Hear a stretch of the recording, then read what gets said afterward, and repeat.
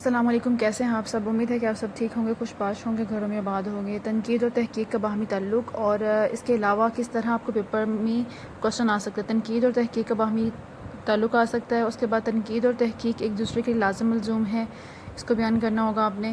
تنقید تحقیق سے عاری ہو سکتی ہے، دلائل سے ثابت کریں، اور تحقیق کے ذریعے تنقید کی خامیاں اور غلطیوں کو دور کیا جا سکتا ہے، اس پہ بھی بحث کر سکتے ہیں آپ۔ تو اس طرح آپ کو یہ کویشچن آ سکتا ہے ڈیفرنٹ طریقوں سے، اور پہلے میں یہی چاہ رہی تھی کہ میں اس کو بنا ریڈ کرے آپ کو پرووائڈ کر دوں، کیونکہ میں ان دنوں خود اپنی ایگزام کی تیاری میں بزی ہوں، اس لیے میں آپ کو نوٹس تو پرووائڈ نہیں کر سکتی، لیکن جو آپ کی ریکویسٹ ہوتی ہے اس سے ریلیٹڈ جو میرے پاس بکس ہیں ان میں سے آنسر تلاش کر کے وہ میں آپ کو پرووائڈ کر سکتی ہوں۔ کوشچن سٹارٹ کرتے ہیں۔ پہلی ہیڈنگ ہے تحقیق کا مفہوم۔ تحقیق سے مراد کسی چیز کی حقیقت تک پہنچنا ہوتا ہے۔ اگر ادبی اصطلاح کے طور پر تحقیق کے مفہوم پر غور کیا جائے تو اس بات کے تحت ادب پاری یا فن پاری کے مواد کو حقائق کے مطابق جانچا جاتا ہے۔ مصنف جب کوئی فن پارہ تخلیق کرتا ہے تو وہ اپنے گرد و پیش کی زندگی، حالات و واقعات، معاشرے کے رسم و رواج، سیاسی، تمدنی، تہذیبی، معاشی اور معاشرتی اقدار کے زیر اثر تخلیق کرتا ہے۔ وہ اپنے عہد کو اپنے ادب پاروں میں سموتا ہے، یعنی کہ ان سب چیزیں جو ہیں وہ اس کے ادب میں شو ہو رہی ہوتی ہیں، چاہے وہ نثر پارہ ہو، چاہے وہ شاعری ہو۔ فنکار کو کبھی کبھی مبالغہ رائی سے بھی کام لینا پڑتا ہے، اور سم ٹائم تو جو تاریخی حقائق ہوتے ہیں، سیاسی اور معاشرتی اقدار اور تہذیبی عروج و زوال کی تصویر کشی کرنا پڑتی ہے، تو ان کو اپنے حالات اور ماحول کی عینک سے دیکھتا ہے وہ، اور وہ وہی کچھ بیان کرتا ہے جو کچھ وہ دیکھتا ہے، یعنی کہ کچھ ایسے ہوتے ہیں کہ وہ اس چیز کی تحقیق کرے گا تو ہی اس کو لکھ پائے گا۔ اس کے ذہن میں نہا خانوں میں یہ بات موجود ہوتی ہے کہ وہ سچ لکھ رہا ہے اور اس سچ کو مستقبل کی نسلوں نے اعتبار بخشنا ہے۔ اسے یہ بھی محسوس ہوتا ہے کہ اس کے بیان کردہ واقعات کی جانچ پڑتال اور پرکھ کے عمل سے گزارا جائے گا، یعنی کہ بعد میں آنے والے جو تنقید نگار ہوں گے اس کی تحقیق کریں گے، ہاں آیا ان میں کوئی سچائی تھی یا یہ جھوٹ لکھا گیا ہے۔ تو یہ ساری چیزیں ایک لکھنے والے کے ذہن میں ہوتی ہیں، اس لیے وہ جب بھی لکھتا ہے یا تنقید کرتا ہے تو وہ اس کی پرکھ کرتا ہے۔ اور تنقید کا جو لفظ ہے وہ نقد سے نکلا ہے، جس کا مطلب ہے برے، کھوٹے، کھرے اور اعلیٰ ادنیٰ میں امتیاز کرتی ہے۔ وہ دودھ کا دودھ اور پانی کا پانی کر دیتی ہے۔ تنقید نگار ادب پارے کی تفہیم کرتا ہے، پھر اپنا مفہوم دوسروں تک پہنچاتا ہے، اور وہ اپنے قارئین کے سامنے فن پارے کی تفسیر اور توضیح رکھتا ہے۔ تنقید نگار صرف فن پارے کی وضاحت نہیں کرتا، بلکہ وہ فن پارے کے عہد، اس عہد کے معاشی، معاشرتی اور تاریخی حالات کی تصدیق بھی کرتا ہے۔ فنکار کسی علاقے سے تعلق رکھتا ہے کہ وہ کس علاقے سے تعلق رکھتا ہے اور اس کا ماحول کیسا تھا، کن لوگوں میں زندگی بسر کی اس نے، اور اس عہد کے فنکاروں کے کلام میں اس جیسے خیالات موجود ہیں یا نہیں، یہ بھی وہ سوال تلاش کرتا ہے۔ یہ کیا ہے؟ یہ ایک تحقیقی عمل ہے۔ یہاں سے بات واضح ہو چکی ہے کہ تحقیق تنقید کے لیے لازمی ہے۔ اگر ہم یہ کہیں کہ تحقیق اور تنقید کا آپس میں گہرا تعلق اور رشتہ ہے، بے جا نہ ہوگا۔ تنقید تحقیق کی بنیاد ہے۔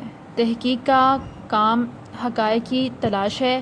آج بھی تحقیق نگار میر غالب، حالی اور اقبال کے حالات زندگی کا کوئی نیا گوشہ جو ہے وہ تلاش کر کے لے آتے ہیں، جس سے ان کے کلام میں تفہیم توضیح میں آسانی ہوتی ہے۔ تحقیق نگار بعض ایسے شاعر یا ادیب کا کھوج لگا لیتے ہیں جس کے بارے میں کوئی کچھ نہیں جانتا تھا۔ تنقید کے سامنے ایک نیا موضوع آ جاتا ہے، اور بعض اوقات یہ انکشاف ہوتا ہے کہ کسی گمنام شاعر کا کلام فلاں مشہور شاعر کی تخلیق ہے۔ جب تحقیق نے کروٹ لی تو تنقید بھی نئی کروٹ لے گی۔ اب پرانے اور نئے کلام کو یکجا کر کے اس کا تنقیدی جائزہ لیا جائے گا۔ تحقیق کی روشنی میں تنقید کے معیارات بھی تبدیل ہو جائیں گے۔ یہ بات آپ پہ واضح رہے کہ اس میں ہم نے یہی بتانا ہے کہ تنقید کرنے کے لیے تحقیق کتنی ضروری ہے۔ اب مراد یہ ہے، میں واپس اپنے بک کی طرف جا رہی ہوں۔ مراد یہ ہے کہ جو بات ابھی تک پردہ اخفا میں تھی وہ ظاہر ہو چکی ہے۔ جن پہلوؤں کو بھی ابھی واضح نہیں کیا گیا تھا، ان کی وضاحت صراحت کر دی جائے گی۔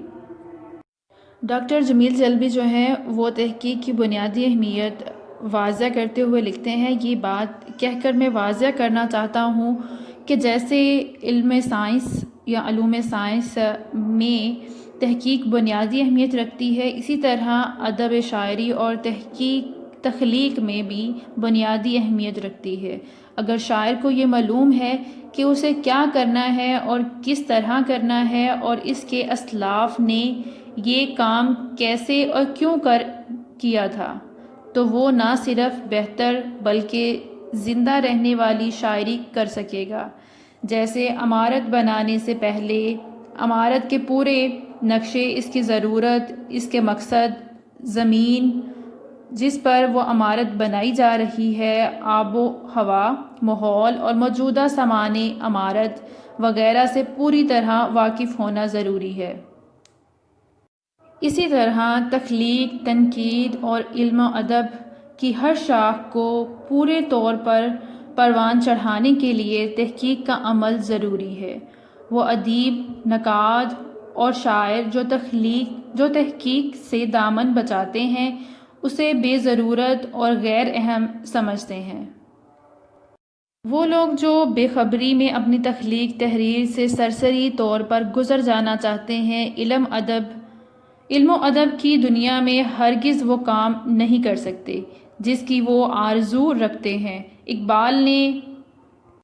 اقبال نے خوبصورت شاعری کی، لیکن اس کی عظیم تخلیقی قوت نے اس کے تحقیقی مزاج کی مدد سے زندگی کے پھیلاؤ اور مسائل حیات کو اپنے دامن میں سمیٹ کر عمل ارتقا طے کیا، اور وہ بن گئی کہ جو وہ آج ہے۔ ہر بڑا شاعر، ہر بڑا ناول نگار اور افسانہ نویس، ہر بڑا نقاد، ہر بڑا فلسفی اور ہر بڑا سائنسدان تحقیق کے بغیر کوئی بڑا کام انجام نہیں دے سکتا۔ بڑی تحقیق کے لیے تحقیق اتنی ہی ضروری ہے جتنا پانی زندگی کے لیے ضروری ہے۔ یہ کہتے ہیں جمیل جلبی۔ تحقیق اور تنقید کا تعلق ڈاکٹر جمیل جلبی اپنے مضمون تحقیق کے جدید رجحانات میں تحقیق اور تنقید کے تعلق کو اس انداز میں واضح کرتے ہیں۔ اب تک تحقیق اور تنقید میں کوسوؤں کا رشتہ تھا یا 100 کنوؤں کا رشتہ تھا، یعنی کہ بہت دور کا رشتہ تھا، اور یہ ادب کی دو الگ الگ شاخوں کی حیثیت رکھتی تھی جن کا آپس میں یا تو کوئی تعلق نہیں تھا، اور اگر تھا بھی تو بہت کم اور سرسری تھا۔ نقاد محقق کے بارے میں کہتے ہیں کہ یہ ایک کوڑ مغرور انسان ہے جو تخلیق سے عاری ہے، اور ادب شاعری سے اس کا رشتہ الفاظ شماری کا رشتہ ہے۔ وہ اختلاف نسخ کا ذریعہ جمع کر دیتا ہے، لیکن اس سے آگے نہ اس کا ذہن چلتا ہے اور نہ اس کے ذخیرے کی کوئی افادیت ہے۔ برخلاف اس کے محقق یہ کہتے تھے کہ نقاد برخود غلط ایک ایسا حیوان ناطق ہے جو بغیر علم آگاہی کے ایسے فیصلے صادر کر دیتا ہے جو اس کی جہالت، عدم معلومات اور بے خبری پر مبنی ہوتے تھے۔ نقاد نے مفروضات سے ایسے بے سر و پایہ، بے بنیاد نتائج اخذ کیے جن کی وجہ سے تاریخ ادب میں بے تحاشا غلطیاں در آئی ہیں۔ یہ دونوں زاویہ نظر بہت سے محقق اور نقادوں پر صادق آتے ہیں، لیکن جدید رجحان یہ ہے کہ تنقید کی بنیاد تحقیق پر رکھی جائے تاکہ جو بات کہی جائے پہلے اس کی صحت ہو جائے، یعنی کہ اس کی صحت معلوم ہو جائے، وہ بات کتنی درست ہے۔ اس عمل سے جو نتیجہ اخذ ہوگا وہ بھی درست ہوگا۔ اس رجحان کے زیر اثر تنقید تحقیق ایک دوسرے سے نہ صرف قریب آ رہی ہے بلکہ تحقیق تنقید میں جذب ہو رہی ہے۔ جہاں یہ صورت پیدا ہوئی ہے وہاں معیار تنقید بلند اور انداز نظر واضح، تنقیدی رائیوں میں گہرائی آ گئی ہے۔ تاثراتی تنقید کا علم بھی تحقیق تنقید کے ربط و ضبط کے زیر اثر ٹوٹ رہا ہے۔ یہ ایک خوش آئندہ بات ہے اور صحت مند رجحان ہے۔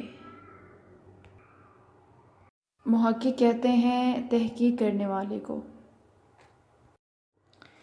محقق فنکار کی زندگی کو سامنے لاتا ہے، تنقید نگار کو فنکار کے فن کا اس کے زندگی کے حوالے سے جائزہ لینے میں مدد ملتی ہے۔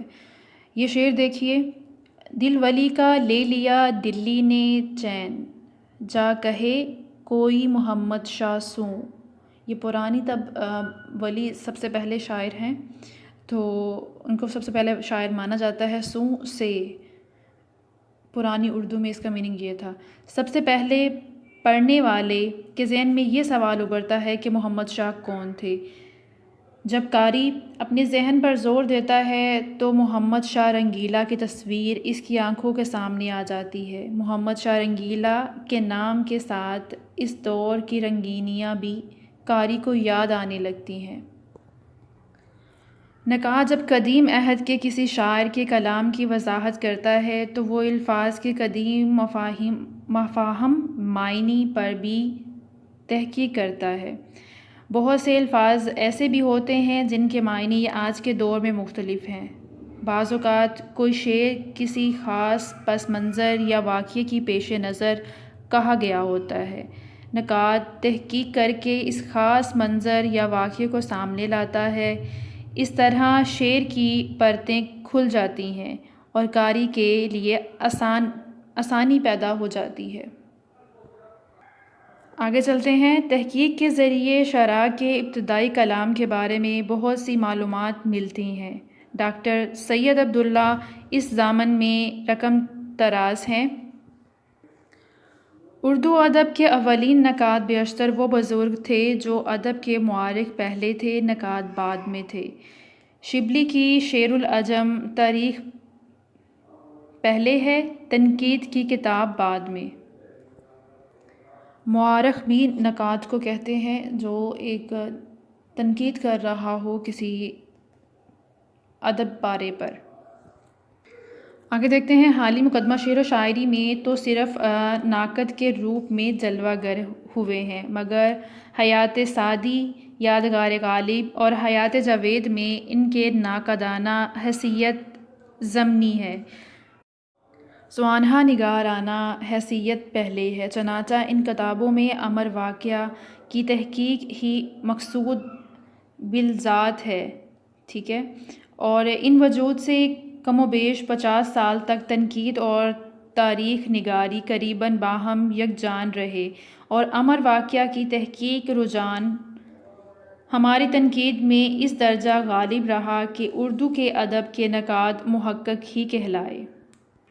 حالی جو ہیں وہ پہلے تذکرہ نگار ہے اور ان کی جو بک ہے مقدمہ شعر و شاعری وہ اس پر پہلی کتاب ہے مانی جاتی ہے۔ اس حوالے سے یہ ساری چیزیں آپ کو بتائی جا رہی ہیں۔ پھر اگلی ہیڈنگ آ جاتی ہے، کیا تنقید کو سائنس ہونا چاہیے؟ تو اس کا جواب ہے کہ مغرب میں تنقید میں تحقیق کو اس حد تک شامل کیا گیا کہ تنقید میں فنکار پر فن سے زیادہ توجہ دی جانے لگی، یعنی کہ ادب پارے سے زیادہ جو اس کا تخلیق کار ہے اس کے بارے میں زیادہ تحقیق کی جانے لگی، حتیٰ کہ تنقید جو ہے وہ سائنس بن گئی۔ اور جرمن کے نقاد شیگل اور انگریزی شاعر نقاد ڈرائڈن نے تنقید کو سائنس کا درجہ دیا۔ سبووا اور ٹین بھی تنقید کو سائنس کا درجہ دیتے ہیں۔ ٹی ایس ایلٹ جیسا نقاد یہ کہتا ہے کہ اگر فن یا فنکار کے بارے میں کوئی ایسی غیر متعلقہ یا بے جوڑ قسم کی حقیقت کا علم ہو جائے تو یہ ممکن ہے کہ بعد میں آنے والے جو نقاد ہیں ان کو اس غیر متعلقہ حقیقت سے فن پارے کو سمجھنے میں مدد مل سکے۔ اور ڈاکٹر سید عبداللہ بھی تنقید کے ساتھ تحقیق کو شامل کرتے ہیں، یعنی وہ کہتے ہیں کہ تنقید کو سائنس ہونا چاہیے۔ اور نیکسٹ دیکھتے ہیں ٹی ایس ایلٹ کے بارے میں۔ یہ کہتے ہیں کہ فن اور فنکار کی تحقیق کیوں ضروری ہے، اس کے بارے میں پھر لکھتے ہیں کہ شاید اسی وجہ یا اسی کے پیش نظر ٹی ایس ایلٹ کا کہنا ہے کہ نظم کی صرف ایک ہی تشریح ممکن ہے جو شاعر کے ذہن میں ہوتی ہے، اور پھر اس کو وضاحت اسی کی بات کو دیکھا جائے تو جب تک ہم ایک فنکار کی حالات زندگی یا اس کی زندگی اور اس کے ارد گرد کے حالات، اس کے فن پارے کی تحقیق نہیں کریں گے، اس کے بارے میں تنقید نہیں کر سکتے ہیں۔ اور آگے ہم ڈاکٹر جمیل جلوی کی رائے دیکھیں گے تحقیق اور تنقید کے بارے میں۔ وہ کہتے ہیں کہ تحقیق تنقید کی بنیادوں کو ٹھیک کرتی ہے۔ ہمارے نقاد اگر تحقیق اور تنقید کو یکجا کر دیں تو اردو تنقید کا معیار یقیناً بلند ہو جائے گا۔ لیکچر سننے کے بعد آپ اس قابل ہو جائیں گے کہ آپ اس کے بارے میں لکھ سکیں۔